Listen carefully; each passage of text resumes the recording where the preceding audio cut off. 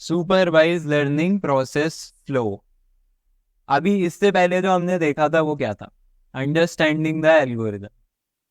आपने मतलब बस ये समझा था कि जो यहाँ पे जो हो रहा है वो कैसे हो रहा है।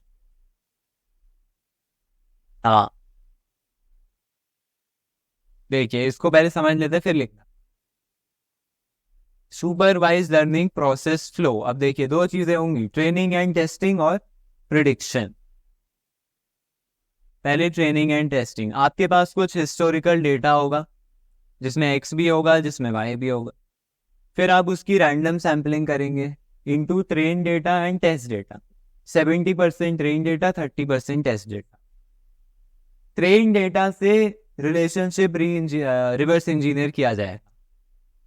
जो एल्गोरिदम की ट्रेनिंग होगी, जो लर्निंग होगी, वो लर्निंग किससे होगी? ट्रेन डेटा पे होगी। ये मशीन लर्निंग करी हमने, यहाँ पे हमने रिवर्स इंजीनियरिंग करी। ठीक है, इससे पहले जो डायग्राम था वो ये बता रहा था कि यहाँ पे हम क्या कर रहे हैं? रिवर्स इंजीनियरिंग कर रहे हैं। और उससे हमारा क्या आ रहा है? स्टैटिस्टिकल मॉडल आ रहा है या लर्नड एल्गोरिदम। इसी को हम लर्नड एल्गोरिदम कह सकते हैं। इससे हम प्रिडिक्शन एंड टेस्टिंग करेंगे।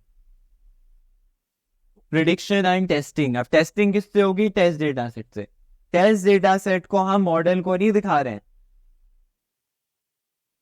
गौर करिए। टेस्ट डेटा सेट से आप क्या कर रहे हैं? खाली प्रिडिक्शन कर रहे हैं। आपको टेस्ट डेटा में भी एक्स पता है और वाई पता है, लेकिन अब आप क्या कर रहे हैं कि अब आपको वाई एक्चुअल पता है। आपने कहा मैं इसमें एक्स ही देता हूं और चेक करता हूं कितना सही बताता है। क्योंकि आपको सही वाला भी पता है, तो अब आप चेक कर सकते हैं कितना गलत किया इसने।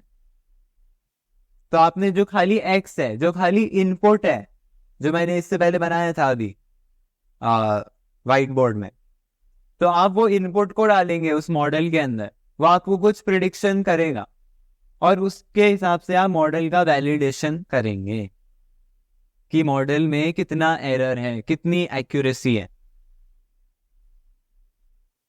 जब आप टेस्टिंग कर रहे हैं, क्या कर रहे हैं? आप खाली एक्स को दे रहे हैं, खाली जो एक्स वेरिएबल्स हैं आपने उनकी वैल्यूज दी और आपने एक वाई प्रेडिक्टेड निकाला। देखिए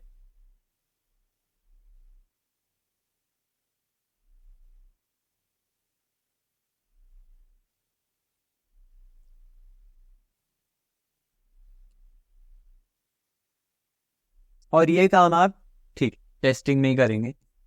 टेस्ट। आपने क्या किया? आपके पास मॉडल था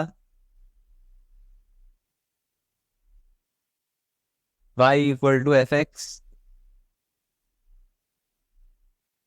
ठीक है, अब आपने क्या किया? आपने इसमें x1 x2 x3 कुछ फीचर्स थे, जैसे टीवी, रेडियो और सेल्स। अब आपने क्या किया? पूरा जो टेस्ट डेटा सेट था, जो भी इसमें वैल्यूज थी, ठीक है, इसको आपने मॉडल को दिया और इसने आपको कुछ वाई प्रेडिक्टेड दिया। इसने आपको बता दिया कि सेल्स इतनी होंगी। आपने पूरा डाला टेस्ट डेटा सेट, खाली एक्स, और उससे आपको निकला वाई प्रिडिक्टेड।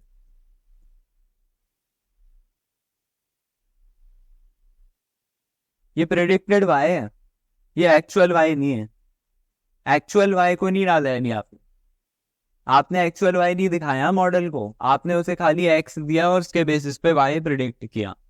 अब आप जो वाई प्रिडिक्टेड है उसे वाई एक्चुअल के साथ कंपेयर करेंगे। जैसे वाई एक्चुअल क्या आया?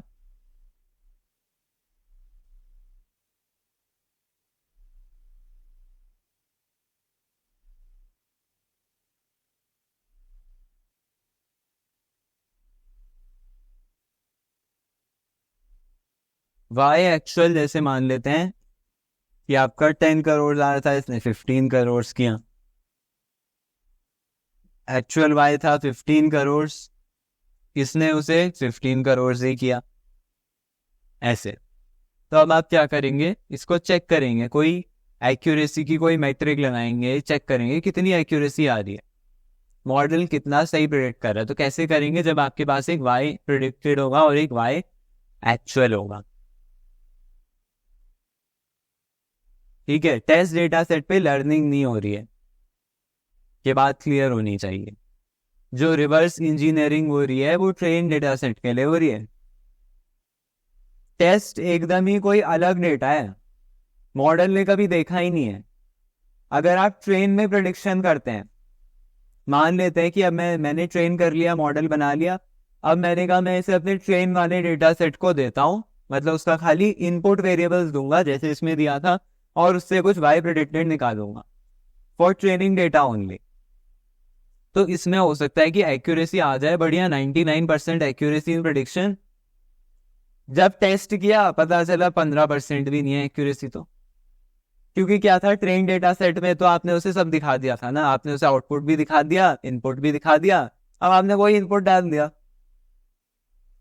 अब शायद वो दिखा दे कि 99% एक्यूरेसी है और यहां दिखा दे 10% एक्यूरेसी है।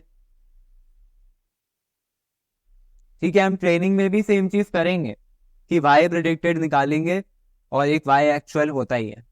तो हम देखेंगे कि ट्रेनिंग में एक्यूरेसी कितनी है और टेस्टिंग में एक्यूरेसी कितनी है, बैलेंस होना चाहिए। भाई ट्रेनिंग में तो 99% सक्सेसफुल है मॉडल, टेस्टिंग में आते ही क्रैश हो जा रहा है, तो ऐसा नहीं होना चाहिए। तो यही चीज हमने इसमें दिखाई है आपको। अब अगर मान लेते हैं आपकी ट्रेनिंग की जो एक्यूरेसी है और टेस्टिंग की जो एक्यूरेसी है वो अच्छी आ रही है दोनों में, ठीक है, टेस्टिंग में भी आपका 90% दे रहा है, ट्रेनिंग में 99% दे रहा है, बढ़िया बात है। तो अब आप क्या करेंगे उसे, तो आपका ट्रेनिंग और टेस्टिंग का फेज पूरा हो गया, आपने मॉडल को वैलिडेट कर दिया। अगर मॉडल वैलिडेट नहीं होता तो आपको फिर से ऊपर जाना पड़ता, शायद कुछ फीचर इंजीनियरिंग करनी पड़ती या आपको मॉडल में कुछ चेंजेस करने पड़ते। ठीक है, मान लेते हैं काम हो गया।